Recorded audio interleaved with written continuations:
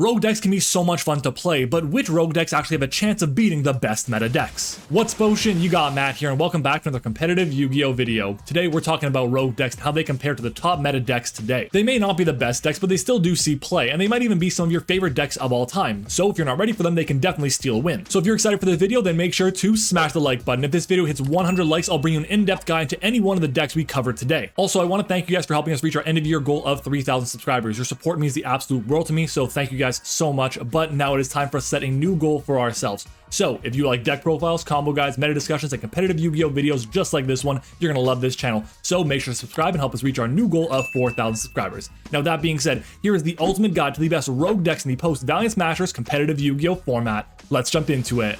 So before we talk about the decks we're going to be covering in today's video, we have to know how we're going to be categorizing them, and I have 5 different tiers we're going to be talking about. The first is the big threat tier. This is for decks that are really strong rogue options, and they can compete with the best decks of the format. Next is potentially threatening. These are decks that can eventually rise to be part of the big threat tier. Our next tier is the good players only tier. This category is specifically meant for decks that need a really good pilot to have a chance at performing well. We then have the better options tier. These decks aren't bad by any means, but they all have playstyles or strategies that are significantly outclassed in the meta today, or even by decks on this list. And finally, we have everyone's favorite tier, just don't, which is easy to explain. Just don't play the decks in this tier. We've got 25 decks to talk about today, so let's get started in alphabetical order with ABC. ABC is a really cool combo deck that can end on so many pieces of negation with just 1 or 2 cards. It can end on boards with 1 or 2 ABC Dragon Busters, cards like Appaloosa, Bow of the Goddess, Therion King Regus, and even thanks to Revolution Synchron, it can get to Crystal Wing Synchro Dragon as well. The deck can play through a lot, but it does struggle quite a bit with cards like Dimension Shifter and the Bestials, especially because it's a deck that relies heavily on its graveyard, and the fact that all of its monsters are light makes it really challenging.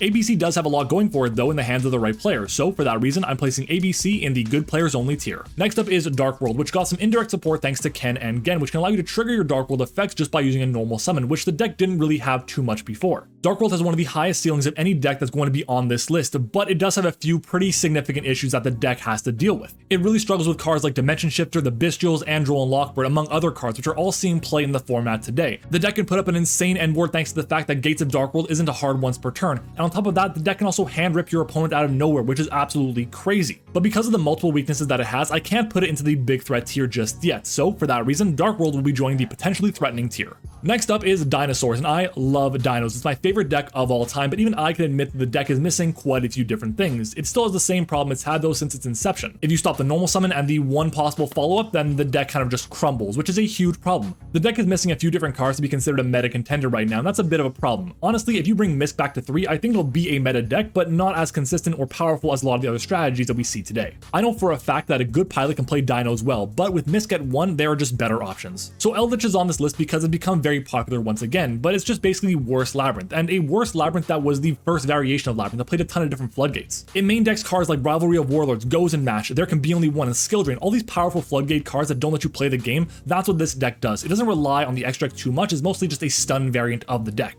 So because of that, the deck does lose heavily to back row hate, which is pretty much everywhere in the format right now, thanks to decks like Labyrinth. Also, if you can get rid of all 3 copies of the Golden Lord, then the deck kind of loses its win condition. So hit it with Bestials, DD Crow, even cards like Ghost Bell and Dimension Shift are all really good against this strategy. If you're looking to play an anti-meta floodgate deck, then you can do so much better. So for that reason, I'm putting Eldlich into the better options tier. Exosister is an interesting deck in this format today. It's got a lot of really good utility, but the fact that it's gone Sakitama and Aratama as indirect support to allow you to Xyz is very nice. I've also seen decks with Arius the Labyrinth Butler and Exosister Vadis to be able to summon out 2 different Exosister monsters on your turn 0 to prevent your opponent from using the graveyard at all. But the real strength of this deck comes from the fact that you can use Dimension Shifter extremely well in this strategy. The fact that you don't need your graveyard at all and your opponents pretty much all do is really strong. It's one of the few rogue decks that can actually take advantage of this card very effectively. And with cards that boost its consistency like Pot of Prosperity and Exosister packs, the deck can perform well often enough. Since we're in a format where decks are constantly moving cards out of the graveyard like Tyr, Rescue Ace, Unchained, among others, I would say that right now Exosister is actually a big threat. Up next is Gold Pride, and when I say Gold Pride, I really mean Punk Gold Pride, because that, in my opinion, is the only real consistent way to play a Gold Pride strategy. The deck can put up a huge end board, and honestly, any deck that puts up at least 5 interruptions on their first turn is pretty solid. The biggest thing that this deck has going for it, though, is going to be Pinballer. The fact that this card here exists and cannot be responded to most of the time, and has an insane way to remove cards from the field,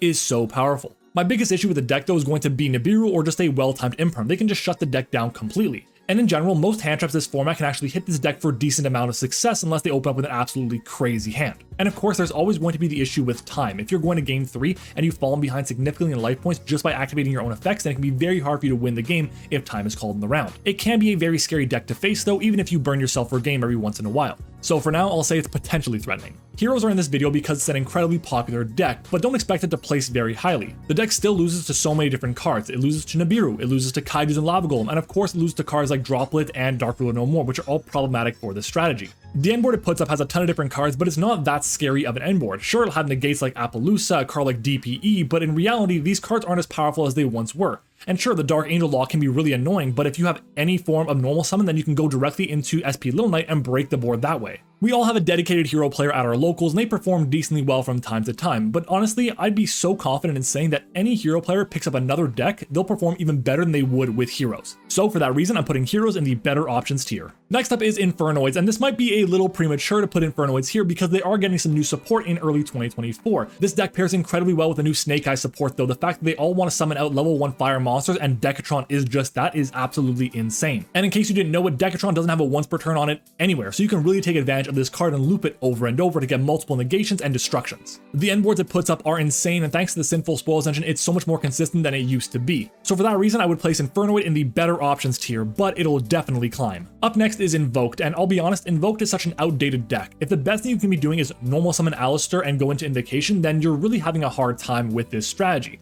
Now honestly, if you're a good Invoke player and you open up with 2 of Meltdown, Alistair, and Invocation, then yeah, you're fine. But let's be honest, most of the time that's not going to happen, so you have to pair with supplemental engines. The biggest concern with Invoked is that because the deck has been powercraft out of existence, you have to pair with other engines like Shaddoll, Dogmatica, even Generator, and I'll be honest, none of those decks are even top tier right now, so Invoked in general is still lacking a little bit in terms of power. I'd like to respect Invoked more, but I just can't, so every single variant of Invoked goes into the just don't tier, except for Generator. That one goes into the better options tier, but that's because of the Generator cards and not because of the Invoked cards. Kashtira's had an insane fall from grace. It used to be one of the best decks of the format, and now it's just a rogue deck thanks to the banning of Arise Heart. It still has really powerful main deck monsters with great effects and great stats, but it's no longer the powerhouse that it used to be. It's another deck that can play Shifter pretty well, and for that reason it adds a little bit more power to the strategy, but most of the time the win condition for this deck is going to be summon big monster over and over and just beat down your opponents. And maybe they'll sprinkle in a few rank 7s here or there, but that's really all the deck does nowadays. But in my opinion, a strong Kashtira player with the right build can put in a lot of work, so for that reason I'll put it into the good players only tier. Next up is Marincess, which is a fantastic budget deck, but also a pretty good deck in general that relies on a few different 1 and 2 card combos to get the ball rolling.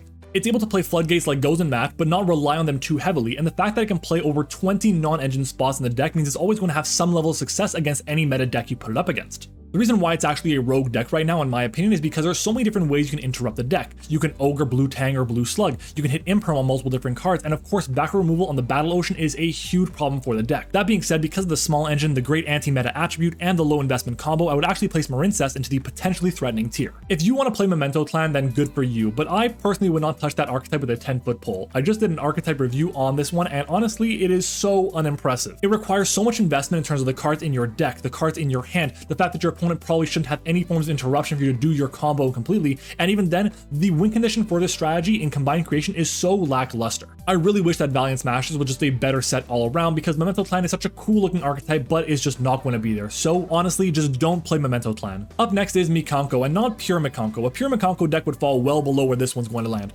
This deck here in Mikanko, Acid Golem, Turbo, whatever you want to call it, is absolutely insane. It uses Geonator Transverser with Acid Golem Destruction to stop your opponent from summoning monsters, which is absolutely ridiculous for what a deck like this can do.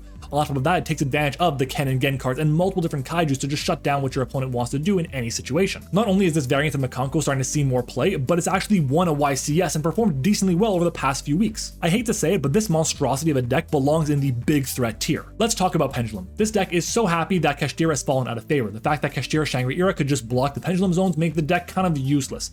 But even with the support the deck has gotten over the past few months, the deck has still not performed as well as we'd like it to. The problem is you have to be either really big brain to play the strategy or a true Pendulum expert, and there's not many people like that anymore. There are so many different ways to play this strategy. You can play the Zark version, you can play the Pendulum Grab version, and you can even play the version that's just aiming to vomit its hand out onto the field and put up a ton of different negates. Each variant has their challenges, and it's a really high skill level deck, so for that reason, Pendulum will be placed in the good players only tier. Phantom Knight is one of my favorite decks of all time, and there's two ways to play the deck now. There's the Horus Phantom Knight version and the non-Horus Phantom Knight version. In my opinion, Horus PK is the best way to play the deck since it fuels your graveyard and gives you additional gas to be able to just go into crazy boss monsters on your side of the field. The deck of course needs a good pilot because there's so many different things you have to keep track of. You have to keep track of your resources on field, in grave, in deck, in extra deck, and of course you also have to be aware of the multiple different lines that are going to be going on in each different combo that you might have. I am a little surprised it hasn't seen as much competitive success since Age of Overlord's release, but it is still pretty new into the format. The deck can play through so many hand traps and it really catches players off guard. So for that reason, I would put Horus Phantom Knight into the potentially threatening tier. Plunder Patrol is a really fun deck and there's multiple different ways to play the strategy. You can play it as a Runick variant, as a Adventure variant, but my favorite way to play it in the format right now is going to be as a going second Kaiju variant of Plunder Patrol. The deck can play a ton of board breakers and for that reason, it can easily get past whatever your opponent would set up, and the fact that your opponent's graveyard is already organized as well is great for you. The end boards the deck puts up are pretty lackluster, and honestly, most of the time the deck is interrupted pretty easily by cards like Imperm, Valor, Ash Blossom, even cards like a Well-Timed Ghost Ogre can ruin the strategy completely. Plunder can actually maintain a good amount of card advantage though, so for that reason, Plunder Patrol will fall into the better options tier. Red Dragon Archfiend is up next, and I have some mixed feelings about this strategy. On one hand, it can put up some absolutely crazy boards with not very much negation, but a lot of interruption like banishing, destruction, and things like that. But it's just so lackluster and it loses to so many different things in the format right now. Bistrels, DD Crow, Dimension Barrier, Nibiru, Droll Lockbird, the Lightning Storm, Kaijus, Lava Golem, all these cards are so good against the strategy and really shut down what the deck wants to do. It's an incredibly powerful deck, but it loses to so many different cards right now, and that's the main problem. It's not a deck that I would expect to top anything more than a regional, but it does have some upside, so for now it'll join the tier list in the good players only tier. Runick Stun. This deck should not exist. Please do not play this deck, I'm begging you. I hate this deck in any form of stun deck at all, but it's here, it's done decently well in certain situations, but I think it's more luck than anything else. The Runick cards are great at interrupting your opponent and also really good at maintaining card advantage in your hand, but there are so many better ways to play Runick that I just wouldn't recommend it. You can play Runick Chimera, Runick Sprite, Runick for Hire, Live Twin, or even Runick Synchro, and so much more. I just would not recommend playing a Runick Stun version of the deck. So for that reason, I think it's pretty clear that Runick Stun will end up in the better options tier. Salamangreat is back to full power and more thanks to Salamangreat of Fire. The deck is extremely powerful and consistent, has a really good time against a lot of meta decks. It still does have a really problematic time with Nibiru, for example, but that doesn't stop the deck from seeing some consistent play right now. One of the reasons why it's here is because the deck can play so much non-engine that the deck can be molded into whatever you need to be able to win against a certain matchup. On top of that, the deck can OTK out of nowhere, which is a huge advantage for the strategy, and of course there are many different lines to get to what you need to with this specific build. As far as rogue decks, I'll be honest, there really aren't many decks that are as good as Salamangreat is right now. So for that reason, I would put Salamangreat into the big threat tier. Next up is Scareclaw, and I have a lot of respect for this deck. Honestly, any deck that relies heavily on non-link monsters is going to be at least annoyed a little bit by Scareclaw. The deck is pretty consistent, but it does struggle a bit with cards like Droll and Lockbird, and of course using Imperm on Tryhard as a board breaker can be absolutely deadly. The deck has a really unique game plan, but it's usually better when it's paired with other engines like Adventure or Kashtira, for example. I'd like to put it into the big threat tier since I love the way the deck plays, but it doesn't have that kind of power. So for now, Scareclaw falls in the potentially threatening tier. Sharks are another water-based deck we're going to be talking about today, and I'll save you some time. The deck is not as good as Marincess. The deck though can put up a ton of scary endboards and doesn't lose to the same amount of things that Marincess does. It's a combo deck, but not a linear combo deck because the endboard can vary significantly depending on what you have in your hand and what cards get interrupted. I do want to point out the new Xyz armor cards, which are really cool in the strategy. The fact that they have a ton of really unique ways to remove cards from your opponent's side of the field is really nice,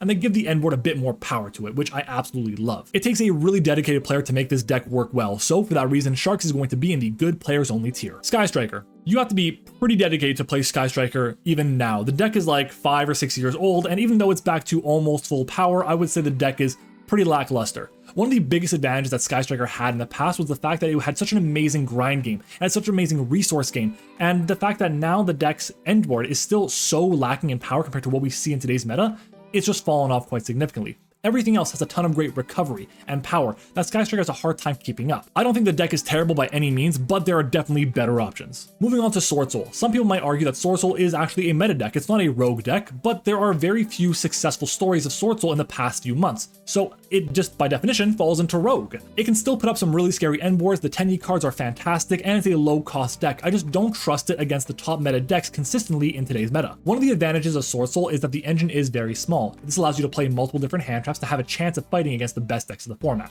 It is definitely one of the best rogue decks in the format today, so for that reason, Swordsoul will be joining the big threat tier. Traptrix is a fine deck, it's just that Labyrinth is a much better trap deck in the format right now with the new support and new engine that it has access to. Traptrix still has a very dedicated fan base and can snowball and gain advantage very quickly, but it just lacks that power level and ability to play on turn 0 that the new trap decks in the meta do today. But I'd still argue it's better than most of the decks on this list. Honestly, right now there are so many different strategies that lose to the powerful trap cards and exceeds that this deck can produce. So for that reason, I'm placing Traptrix into the big threat tier. Vaalmonica is just bad Pendulum. It throws out a huge end board that has a ton of different powerful synchros, exceeds, and link monsters, and honestly is just so much more difficult to get to that point than a regular Pendulum deck. The only reason it's even on this list is because Valiant Smashers just came out and I want to talk about one of the new decks.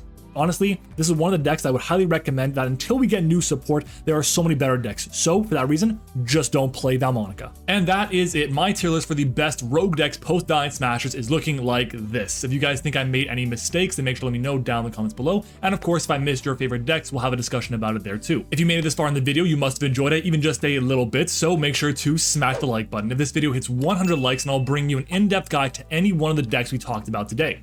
Speaking of in-depth guides, if you want a guide to how to beat Labyrinth in competitive Yu-Gi-Oh, then make sure to check out the video right over here. And finally, consider subscribing for more competitive Yu-Gi-Oh videos just like this one and help us reach our new goal of 4,000 subscribers. Thank you so much for watching the video. I hope you enjoyed it, and I'll see you all next time.